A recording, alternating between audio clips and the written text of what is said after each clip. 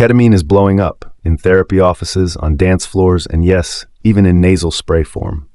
As a gay guy, I've seen the shift firsthand. People swapping vodka shots for K-bumps and going from blackouts to what's now casually called a K-hole. And get this, Johnson & Johnson recently dropped an FDA-approved ketamine-based nasal spray to treat depression. Therapists are using it. Partygoers are sniffing it. So, what exactly is ketamine? What is it doing to your brain? And why are so many people riding the Special K wave right now? Ketamine, also known on the street as Special K, gets labeled a horse tranquilizer. That's not wrong. It is used on horses. But surprise, it's also used on humans, as an anesthetic. In fact, remember those 12 Thai boys and their soccer coach stuck in a cave? Yeah, ketamine was the drug that got them out alive and sedated. Ketamine's what scientists call a dirty drug. And no, that's not a judgment. That's a technical term. It means it hits a bunch of systems in your brain at once, not just one. It slightly activates opioid receptors. So it's in the same family tree as heroin and morphine, but it doesn't cling to those receptors as tightly. It also tweaks these channels in your brain called HCN channels, which influence sleep and sedation. But the real star of the ketamine show? The NMDA receptors and glutamate. Let's break this down. Glutamate is your brain's communication MVP. It helps neurons talk to each other. Without it, silence. Now, when you take high doses of ketamine, it blocks these NMDA receptors, essentially flipping the off switch on brain activity. That's why it knocks people out. You lose consciousness fast, ideal for anesthesia. But when you take lower doses, that's where things get trippy. Ketamine actually causes an increase in glutamate release, which can create out-of-body feelings, floaty visuals, distorted sounds, and this dreamy disconnection that a lot of people chase for fun. It's that disinhibition, that I'm not in my body vibe, that makes it popular at clubs, especially in LGBTQ party scenes. But it's also this exact mechanism, the boost in glutamate, that's made ketamine an experimental weapon against depression. So here's where it gets wild. People with treatment-resistant depression, those who don't respond to SSRIs or talk therapy, some of them feel better within 24 hours of a small dose of ketamine. That's insanely fast compared to standard antidepressants, which can take weeks or even months. Why does it work? Because ketamine rewires parts of the brain.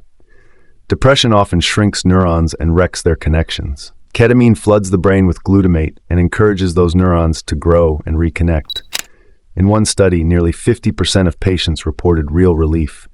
But, and it's a big but, 8% actually got worse. Because ketamine is messy. It affects so many systems that it's not one size fits all. This is why doctors are cautious. It's a promising tool, but it's not magic. You've got to work with your doctor if you're exploring ketamine for mental health. Still, the hype is real. That's why Johnson & Johnson launched Spravato, a nasal spray version for clinical use. And if that goes mainstream, we might start seeing people using ketamine legally through their nose on a sidewalk. Now let's talk about the infamous K-hole. If you take too much ketamine, whether you're in a therapist's office or at an after-hours rave, you can drop into this immobilized state where you're awake but totally disconnected. It often starts with euphoria, increased heart rate, visuals feel liquid, sound gets loopy, you feel free, weightless, present. But you go back for another bump, and then another, and suddenly, everything freezes. You can't move, you can't speak. Your body is out, but your mind is still in. That's the K-hole. Yes, ketamine can be addictive. Not in the classic heroin way, but it still lights up your dopamine system, so it feels good and makes you want more. In lab studies, rats will self-administer ketamine just like they would cocaine. Over time, heavy users can develop bladder issues, memory problems, cognitive fog, and even psychotic episodes. There's a darker side to this high. People can feel invincible or delusional on it, like they've got superpowers or divine insight. That mix of grandiosity and disconnection, it can lead to dangerous or impulsive behavior. Case in point, there are reports, credible ones, that Elon Musk might be using ketamine regularly, and those around him believe it's impacting how he thinks, acts, and runs his businesses. Which raises the question, how many public figures are quietly living in a ketamine fog? So here's the deal. Ketamine has real therapeutic potential, especially for people who've tried everything else. But it's not harmless. It's not a toy.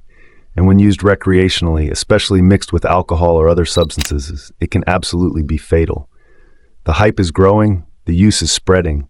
So if you or someone you know is exploring ketamine, get informed, know the science, know the risks, know the why behind the high. Thanks for hanging out with me and learning about this fascinating, dangerous, potentially life-saving drug.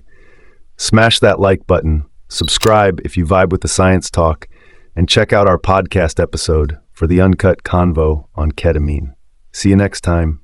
Peace.